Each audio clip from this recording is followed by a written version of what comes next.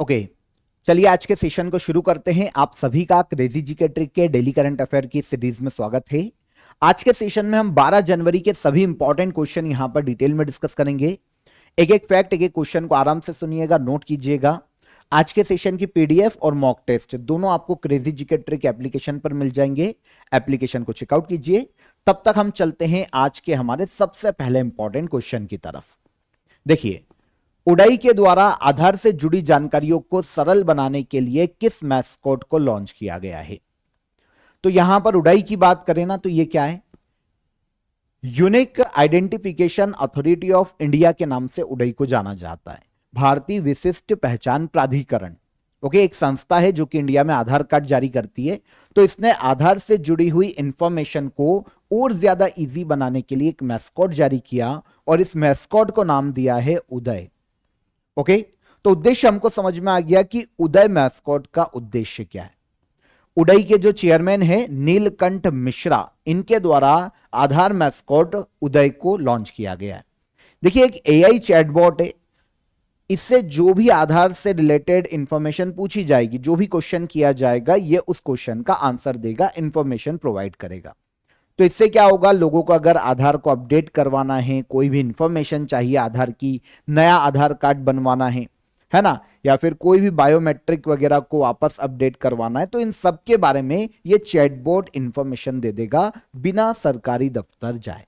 मतलब किसी को कहीं जाने की जरूरत नहीं पड़ेगी और सारी इंफॉर्मेशन उदय नाम का ये जो मैस्कॉट है ये प्रोवाइड कर देगा। समझ में आया? मैस्कॉट का डिजाइन जो है ना वो तैयार किया है अरुण गोकुल ने। ये केरला के त्रिशूर क्षेत्र के रहने वाले हैं। और जो नाम दिया है उदय, ये रिया जैन ने दिया है, ये भोपाल की रहने वाली है। तो एक कम्युनिकेशन पार्टनर की तरह ये काम करेगा। कोई भी प्रॉब्लम आ रही है आधार से जुड़ी हुई, इजी लैंग्वेज में हर व्यक्ति को यह समझा पाएगा, लोगों को बताएगा कि आधार को किस तरीके से सेफली यूज किया जा सकता है ताकि लोगों का ट्रस्ट बढ़े, आधार के प्रति अंडरस्टैंडिंग बढ़े। तो ये सारे काम उदय के द्वारा, मैस्कॉट के द्वारा किए जाएंगे। अब संस्था की बात कर लेते हैं, unique identification authority of India. इस संस्था की स्थापना 2009 में की गई थी।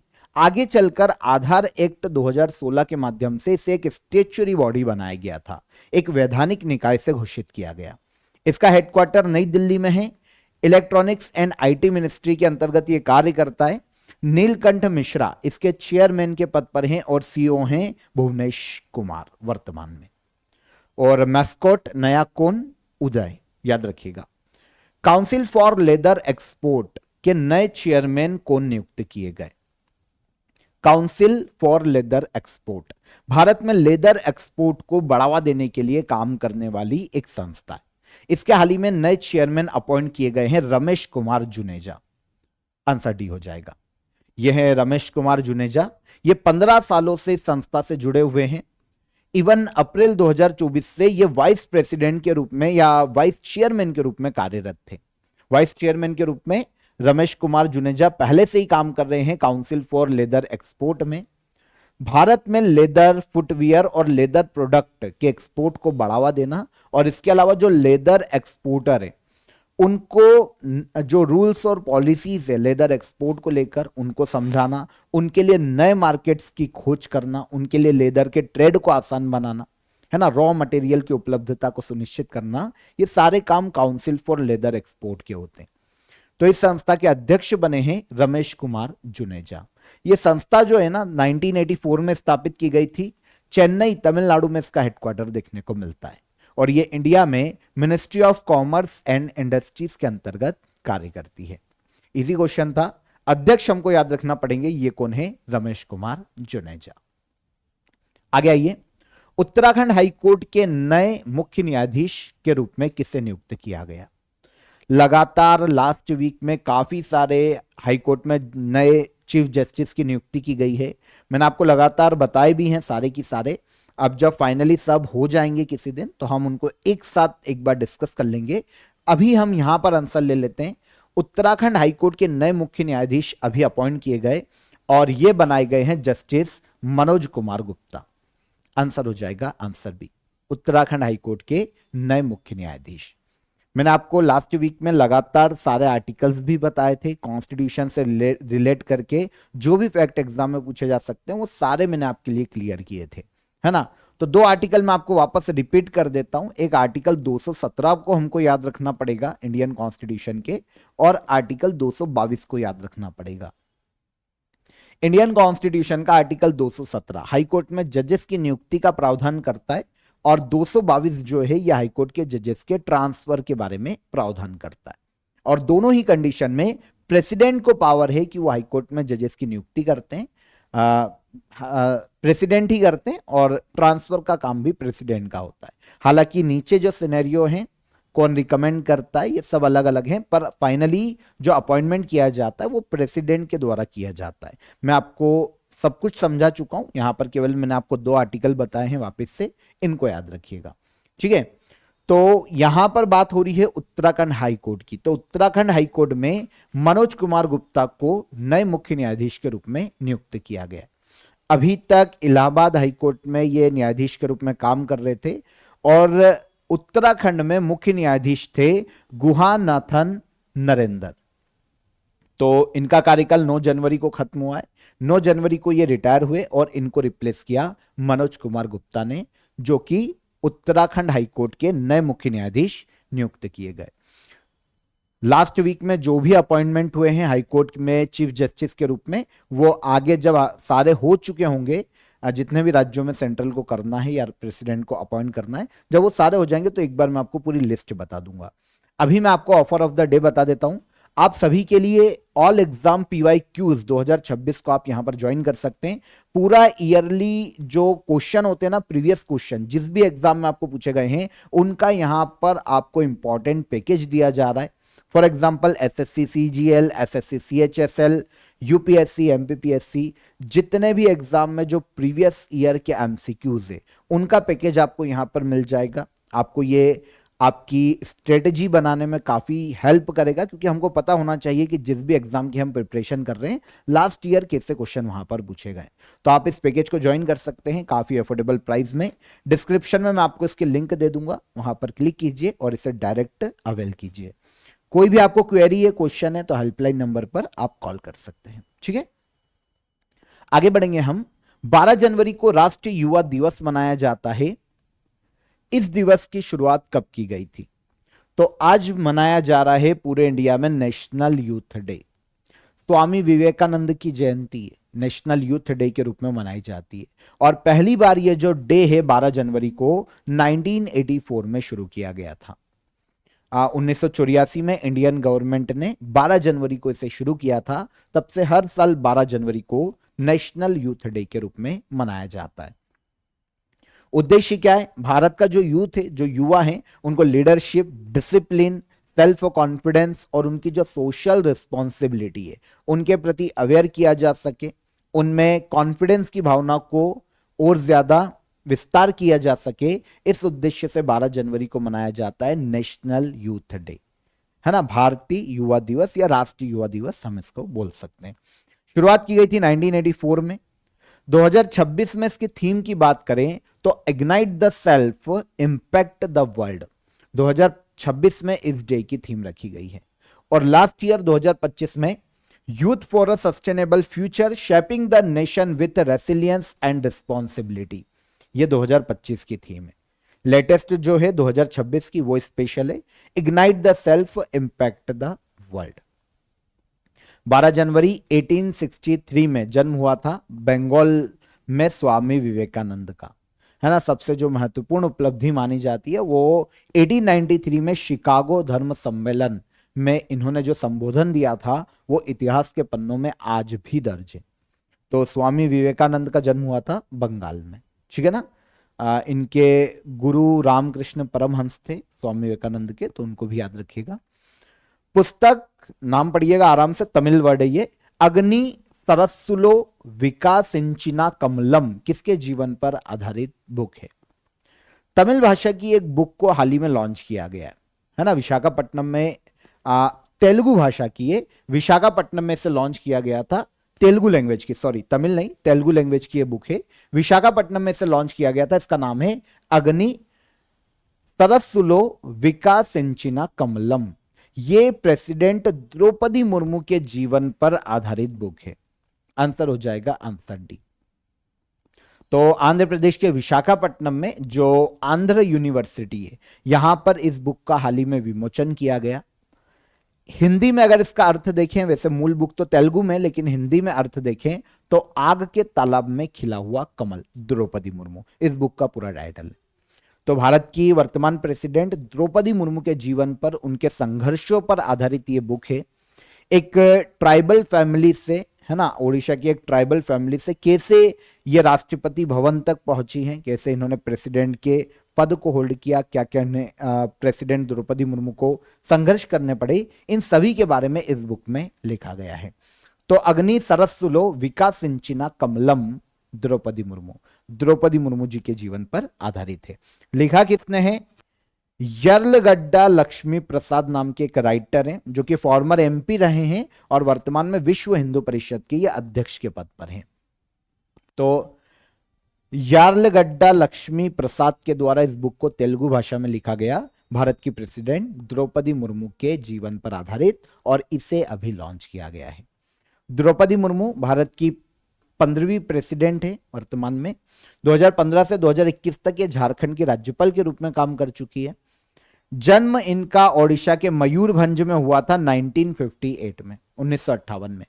आजादी के बाद जन्म लेने वाली भारत की पहली प्रेसिडेंट है, क्योंकि इनके पहले जितने भी प्रेसिडेंट बने हैं उनका जन्म कहीं ना कहीं आजादी के पहले हुआ था। तो आजादी के बाद 1958 में जन्मी थी द्रौपदी मुर्मू जी। इंडिया की पहली ट्राइबल प्रेसिडेंट है, पहली आदिवासी समुदाय से आने वाली प्रेसिडेंट, और सबसे कम उम्र में प्रेसिडेंट बनने वाली भारत की राष्ट्रपति। 64 ईयर की एज थी जब इन्होंने प्रेसिडेंट का पद संभाला था। ओडिशा की पहली एसटी विमेन एमएलए भी हैं, कौन? द्रौपदी मुर्मू। ठीक है, तो ओडिशा से आती है, ये एक इंपॉर्टेंट फैक्ट है। कभी कभी क्या होता है, स्टूडेंट मिस कर देते हैं कि भाई द्रौपदी मुर्मू कहां से, और कंफ्यूज होते हैं आंध्र प्रदेश ओडिशा में। वैसे तो याद नहीं है तो फिर तो तुक्का ही है, लेकिन आपको पता होना चाहिए कि ये भारत के ओडिशा राज्य से संबंधित है, मयूरभंज जिले में इनका जन्म हुआ है। भारत अंतर्राष्ट्रीय लोकतंत्र एवं चुनाव प्रबंधन सम्मेलन की मेजबानी कौन कर रहा है? इंग्लिश में पढ़ते हैं। India international conference on democracy and election management. जब यहां पर इलेक्शन का नाम आ गया तो आपको समझ में आ जाना चाहिए कि इसकी मेजबानी कौन कर रहा है इंडिया में। तो इसकी मेजबानी कर रहा है election commission of India. Bharat अंतर्राष्ट्रीय लोकतंत्र एवं चुनाव प्रबंधन सम्मेलन, यह नई दिल्ली में आयोजित किया जाएगा इसी महीने 21 से लेकर 23 जनवरी तक, और हमारे जो मुख्य निर्वाचन आयुक्त थे ज्ञानेश कुमार, ये इसको लीड करेंगे, अध्यक्ष होंगे ज्ञानेश कुमार। अच्छा, उद्देश्य क्या है? दुनिया के देशों को एक साथ लाकर डेमोक्रेटिक इलेक्शन प्रोसेस और इलेक्शन मैनेजमेंट के अनुभव को उनके साथ साझा करना, क्योंकि पूरे वर्ल्ड में इंडिया सबसे बड़ी डेमोक्रेसी है ना, एक डेमोक्रेटिक कंट्री है। तो पूरे वर्ल्ड के यहां पर जो भी लीडर्स आएंगे, जो भी अलग अलग देशों के डेलीगेट्स आएंगे, उनको एक डेमोक्रेटिक इलेक्शन के बारे में, प्रोसेस के बारे में, इलेक्शन मैनेजमेंट के बारे में हमारे जो अनुभव है इंडिया के, उनके साथ शेयर किए जाएंगे। इसीलिए पहली बार ही इसका आयोजन किया जा रहा है, पहला एडिशन है इस कॉन्फ्रेंस का, और ये इंडिया में आयोजित हो रही है। 3 दिन तक ये चलेगी। इलेक्शन कमीशन ऑफ इंडिया के द्वारा India international conference on democracy and election management का आयोजन किया जा रहा है। नई दिल्ली में इसका आयोजन होगा। इसके माध्यम से ट्रांसपेरेंट, फेयर और मजबूत इलेक्शन सिस्टम को बढ़ावा देना इस कॉन्फ्रेंस का मुख्य कार्य है। तो इंटरनेशनल डेलीगेट्स यहां पर आएंगे, हमारी इलेक्शन प्रोसेस को समझेंगे, इलेक्शन में जो मैनेजमेंट रहता है इतने बड़े देश में, वर्ल्ड की सबसे बड़ी पॉपुलेशन वाला देश चाइना के साथ गिन लें तो दूसरे नंबर पर सबसे बड़ी पॉपुलेशन वाला देश है। तो ऐसी कंडीशन में फेयर इलेक्शन, डेमोक्रेटिक तरीके से इलेक्शन करवाना, ये सभी जो हमारे अनुभव हैं इनको साझा किया जाएगा वर्ल्ड के लीडर्स या डेलीगेट्स के साथ में। थीम क्या है? वैसे कॉन्फ्रेंस की थीम आप छोड़ सकते हो, ठीक है, मैंने मेंशन कर दी है, पर इतनी इंपॉर्टेंट कॉन्फ्रेंस की थीम नहीं होती है। पहला ही एडिशन है, तो आप इसको याद रखिएगा, नई दिल्ली में आयोजित किया जा रहा है। अब ज्ञानेश कुमार की यहां पर बात करें ना, तो हमारे जो मुख्य निर्वाचन आयुक्त थे ज्ञानेश कुमार, ये वर्तमान में international institute for democracy and electoral assistance, के चेयरमैन के पद पर भी हैं। नवंबर मंथ में ही इनको अपॉइंट किया गया था और 2026 के लिए ये इस इंटरनेशनल ऑर्गेनाइजेशन के चेयरमैन के पद पर हैं, हमारे मुख्य निर्वाचन आयुक्त। अच्छा, ये संस्था क्या करती है? अगर हम international institute for democracy and election assistance की बात करते हैं तो ये पूरे वर्ल्ड में डेमोक्रेसी और डेमोक्रेटिक सिस्टम को बढ़ावा देने के लिए काम करने वाली अंतरराष्ट्रीय संस्था है।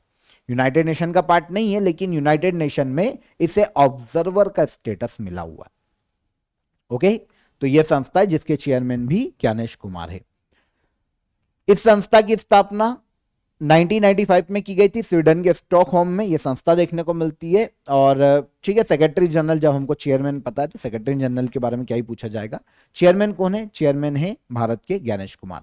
ज्ञानेश कुमार उत्तर प्रदेश से आते हैं, इंडिया के 26वें चीफ इलेक्शन कमिश्नर के पद पर हैं। लास्ट ईयर ही 19 फरवरी 2025 को 1 साल अब इनका पूरा हो जाएगा। ये चीफ इलेक्शन कमिश्नर 26वें हैं, मुख्य निर्वाचन आयुक्त। और इलेक्शन कमीशन ऑफ इंडिया, क्योंकि कॉन्फ्रेंस का आयोजन ये करवा रही है तो बेसिकली इसके बारे में भी जान लो। एक कॉन्स्टिट्यूशनल बॉडी है। भारत में president, vice president, Lok Sabha, Rajya Sabha और राज्य की विधानसभाओं के इलेक्शन कमीशन ऑफ इंडिया के द्वारा किए जाते हैं। इंडियन कॉन्स्टिट्यूशन में आर्टिकल 324 से 329 तक के जो प्रावधान है वो इलेक्शन कमीशन से संबंधित है। स्पेशली आर्टिकल 324 जो है वो राष्ट्रीय निर्वाचन आयोग के गठन की बात करता है। तो एक कॉन्स्टिट्यूशन बॉडी है।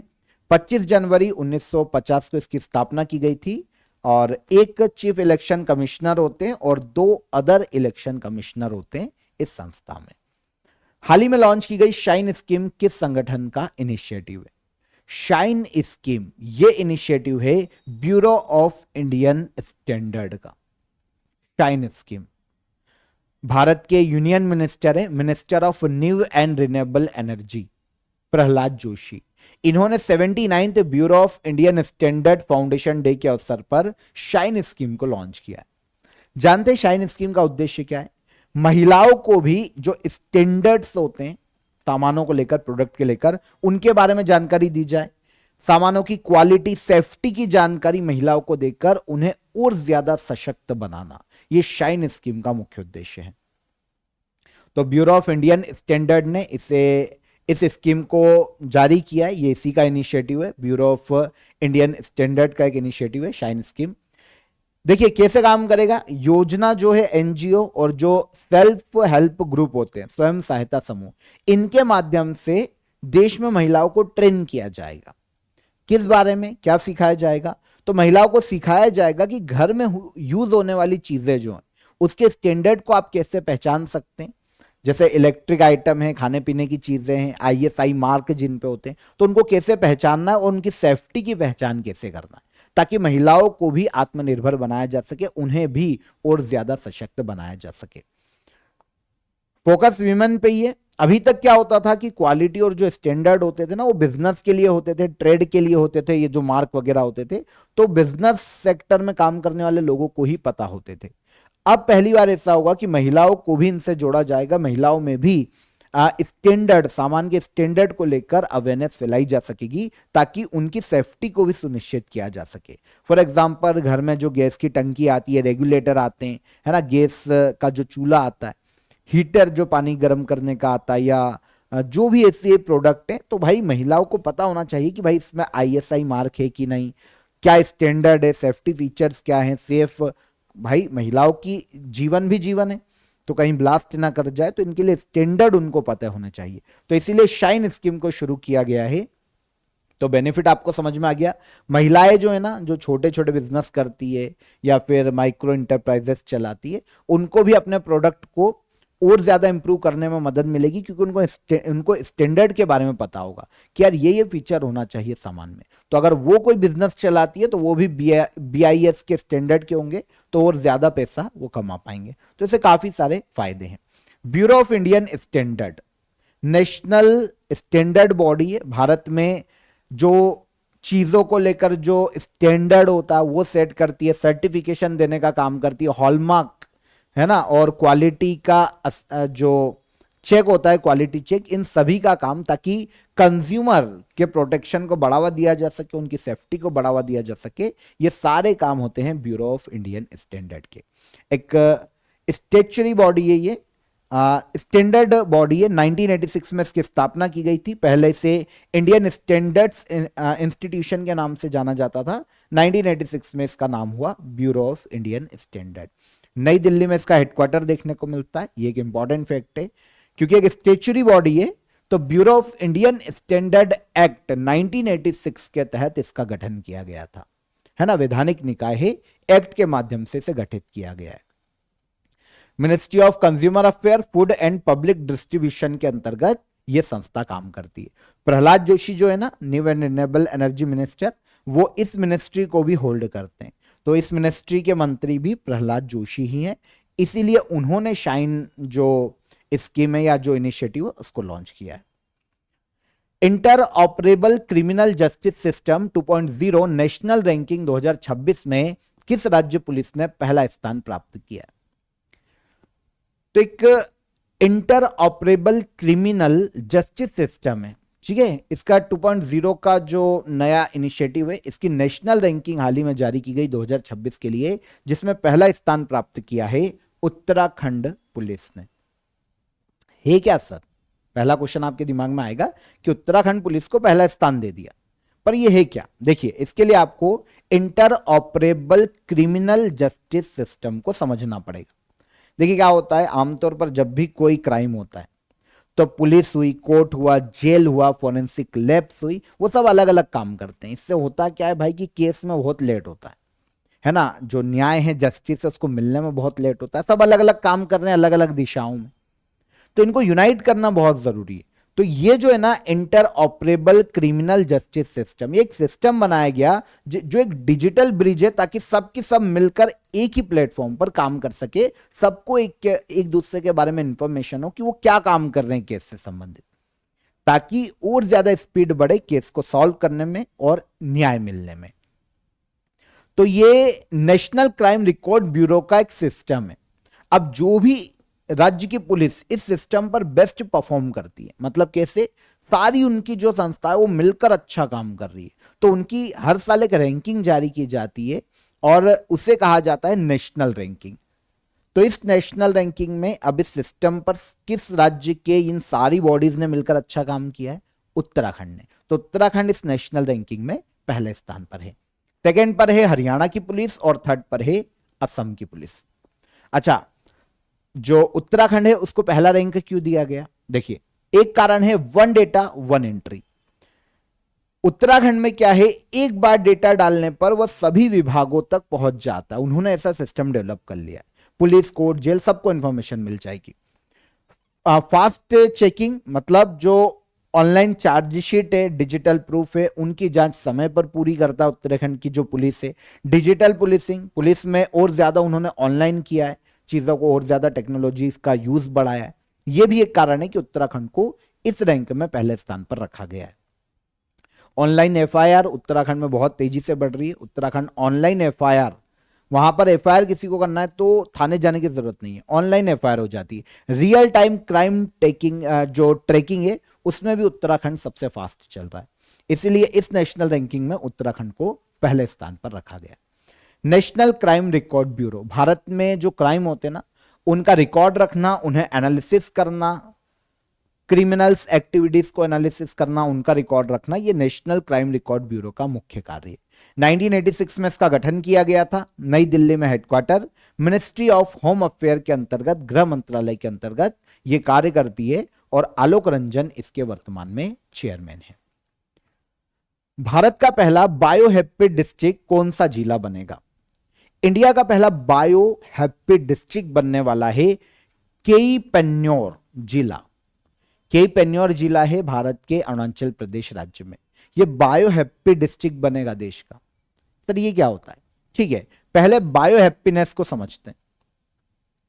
ऐसी खुशी या ऐसा डेवलपमेंट जो कि नेचर को साथ में लेकर किया जाए। इन शॉर्ट में आपको समझा रहा हूं, नेचर और बायोडायवर्सिटी को सुरक्षित रखते हुए लोग विकास करें, लोगों की इनकम बढ़े, लोगों को हैप्पीनेस रहना चाहिए कि भाई उन्होंने एनवायरनमेंट को भी सेफ रखा है, बायोडाइवर्सिटी को भी नुकसान नहीं हुआ, नेचर को भी नुकसान नहीं हुआ, और उनको बनाए रखते हुए अपनी जो जीवन यापन है उनके साधन को भी उन्होंने जुटाया, कमाई बढ़ी, इनकम बढ़ी। तो इससे मिलने वाली जो खुशी है ना, उसे कहा जाता है बायो हैप्पीनेस। तो भारत का पहला बायो हैप्पी डिस्ट्रिक्ट बनने वाला है अरुणाचल प्रदेश का केई पेन्योर जिला। ये एक जो बायो हैप्पीनेस है ना, ये हमारे जो एक एग्रीकल्चर साइंटिस्ट थे, हरित क्रांति के जनक MS स्वामीनाथन, इन्होंने इस वर्ड की खोज की थी। मतलब ये जो वर्ड है ना, वो इन्होंने दिया है, बायो हैप्पीनेस। और ये जो इनिशिएटिव है बायो हैप्पीनेस डिस्ट्रिक्ट या बायो हैप्पी डिस्ट्रिक्ट इनिशिएटिव, ये इन्हीं का एक फाउंडेशन है, MS स्वामीनाथन रिसर्च फाउंडेशन। यही डिस्ट्रिक्ट एडमिनिस्ट्रेशन के सहयोग से बायो हैप्पी डिस्ट्रिक्ट इनिशिएटिव को चलाता है। तो अभी तक तो ऐसा कोई सा जिला नहीं बना है, लेकिन पहली बार ये इनिशिएटिव अब बहुत ही स्पीड से शुरू किया गया है अरुणाचल प्रदेश के केई पेन्योर जिले में। अब बात आती है कि इसी जिले को क्यों चुना गया बायो हैप्पी डिस्ट्रिक्ट के लिए। एक्चुअल में क्या है, ये जो एरिया है ना अरुणाचल प्रदेश का, वो नेचर और बायोडाइवर्सिटी से बहुत ज्यादा भरपूर है। यहाँ के जो मूल निवासी है ना, वो आदिवासी समुदाय, और उनको नेचर के साथ जीना आता है। तो वो पहले से ही नेचर के साथ जीवन यापन कर ही रहे हैं कि नेचर को भी उन्होंने बनाए रखा है, बस उनकी इनकम को बढ़ाने की जरूरत है। तो इस तरीके से अगर इस लक्ष्य को प्राप्त कर लेते हैं तो पहला बायो हैप्पी डिस्ट्रिक्ट बन जाएगा अरुणाचल प्रदेश का केई पेन्योर जिला। ठीक है, समझ में आ गया। तो ये छोटी छोटी चीजें जो कि मैंने आपको बताई है। MS स्वामीनाथन रिसर्च फाउंडेशन 1988 में गठित हुआ था। MS स्वामीनाथन ने ही इसका गठन किया था। तमिलनाडु के चेन्नई में इसका हेडक्वार्टर है और वर्तमान में इसकी चेयरपर्सन सौम्या स्वामीनाथन है। लास्ट क्वेश्चन, किस राज्य में 26,070 करोड़ की कमला हाइड्रो इलेक्ट्रिक प्रोजेक्ट को मंजूरी दी गई है? कमला हाइड्रो इलेक्ट्रिक प्रोजेक्ट ये बनाया जा रहा है भारत के अरुणाचल प्रदेश राज्य में ही। 26,070 करोड़ की ये जल विद्युत परियोजना है जो कि अरुणाचल प्रदेश में कमला रिवर पर बनाई जा रही है। कमला रिवर सुबनसिरी रिवर की सहायक नदी है और सुबनसिरी रिवर ब्रह्मपुत्र की सहायक नदी है। अभी इंडियन गवर्नमेंट की पब्लिक इन्वेस्टमेंट बोर्ड ने अरुणाचल प्रदेश के 26,070 करोड़ वाली जो कमला हाइड्रो इलेक्ट्रिक प्रोजेक्ट है, इसके लिए बजट को मंजूरी दे दी है। तो अब इसका काम शुरू होने वाला है, इसका रास्ता साफ हो गया है। अरुणाचल प्रदेश में कमला नदी पर कमला हाइड्रो इलेक्ट्रिक प्रोजेक्ट देखने को मिलता है। अब देखिए, इसकी टोटल विद्युत उत्पादन क्षमता होगी 1720 मेगावाट। यह एक storage based hydro electric project है। मतलब ये कि जल भंडारण और बड़ी बांध संरचना यहां पर बनाई जाएगी। डैम बनाए जाएंगे जो रिजर्वायर के पीछे होते हैं, ऐसे बड़े बड़े डैम का निर्माण किया जाएगा जिसकी टोटल बांध की ऊंचाई 216 मीटर तक हाइट के यहां पर डैम बनाए जाने वाले। तो इसे पूरा होने में 8 साल का समय लगेगा। NHPC इसका निर्माण कर रहा है। 26% इसमें जो शेयर है वो अरुणाचल प्रदेश गवर्नमेंट का है। हमको इतना डिटेल में नहीं जाना है, हमको केवल इतना पता करना है कि कमला हाइड्रो इलेक्ट्रिक प्रोजेक्ट किस राज्य में है, अरुणाचल प्रदेश में, किस नदी पर है, कमला रिवर पर, किसकी सहायक नदी है, सुबनसिरी रिवर की, विद्युत उत्पादन क्षमता कितनी है 1720 मेगावाट, और प्रोजेक्ट की लागत कितनी आने वाली है, तो ये 26,070 करोड़ की योजना है। कितने साल में बनेगी? 8 साल में। डन। तो यहां पर 12 जनवरी के हमारे सभी करंट अफेयर हमने डिटेल में डिस्कस कर लिए। अब हम चलते हैं लास्ट डे की करंट अफेयर को रिवाइज करते हैं। तक्षशिला के पास यूनेस्को में शामिल भीरटीला से मिले कुषाणकालीन सिक्कों पर किस शासक की छवि अंकित है? तो यह है वासुदेव। परिधान निर्यात संवर्धन परिषद का चेयरमैन किसे नियुक्त किया गया? ए शक्तिवेल को। भारत की पहली पूरी तरह से पेपरलेस जिला अदालत कौन सी बनी है? तो यह बनी है कलपेट्टा, केरल में। सड़क निर्माण के लिए बायो बिटुमिन का व्यावसायिक उत्पादन करने वाला दुनिया का पहला देश कौन सा बना? तो यह हो जाएगा इंडिया। ज्ञान रंजन का हाल ही में निधन हो गया है, यह किस क्षेत्र से संबंधित है? तो यह हिंदी साहित्य से संबंधित है। नई दिल्ली में विश्व पुस्तक मेले के कौन से एडिशन का आयोजन किया गया? तो यह है 53 एडिशन। हाल ही में किस एक्सप्रेसवे के निर्माण के दौरान भारतीय राष्ट्रीय राजमार्ग प्राधिकरण ने 2 Guinness book of world record बनाए हैं। तो यह है बेंगलुरु विजयवाड़ा एक्सप्रेसवे। पंखुड़ी पोर्टल किस मिनिस्ट्री के द्वारा लॉन्च किया गया? Ministry of women and child development. America ने इंटरनेशनल सोलर अलायंस सहित 60 इंटरनेशनल ऑर्गेनाइजेशन से एग्जिट लिया है। इंटरनेशनल सोलर अलायंस का हेडक्वार्टर कहां पर है? हरियाणा के गुरुग्राम में। लास्ट क्वेश्चन क्या था? शिक्षा कार्यक्रम संस्कारशाला किस राज्य में शुरू किया गया? तो इसे शुरू किया गया था असम में। ये सारे करंट अफेयर कल के सेशन के रिवाइज हो गए। अब आइए क्वेश्चन ऑफ द डे के आंसर ले लेते हैं। पहली बार आयोजित खेलो इंडिया ट्राइबल गेम्स का मैस्कॉट है मोरवीर। 2025 एशियन यूथ गेम्स की फाइनल मेडल टेली में इंडिया 7th प्लेस पर है। 2025 टर्नर प्राइज किसने जीता है? तो ये ननैना कालू ने जीता है। ये तीनों क्वेश्चन के आंसर आज के क्वेश्चन ऑफ द डे। अरब सागर किस महासागर का विस्तार है या हिस्सा है? पिघली हुई मैग्मा से बनने वाली चट्टान को क्या कहा जाता है? और भारत में कॉफी उत्पादन के लिए सबसे उपयुक्त सॉइल या मिट्टी कौन सी है? तीनों क्वेश्चन को नोट करो, कमेंट में आंसर करो, सेशन को लाइक और शेयर करके जाइएगा। चैनल पर पहली बार आए हो तो चैनल को सब्सक्राइब कर लो। ऑफर ऑफ द डे की लिंक डिस्क्रिप्शन में मैंने आपको दे दी है। एप्लीकेशन को भी चेकआउट कीजिए, काफी सारे फ्री कोर्सेस पीडीएफ आपको वहां पर मिल जाएंगे, तो चेकआउट कीजिएगा एप्लीकेशन को। हम कल फिर मुलाकात करेंगे, तब तक अपना ख्याल रखिए। जय हिंद, जय भारत।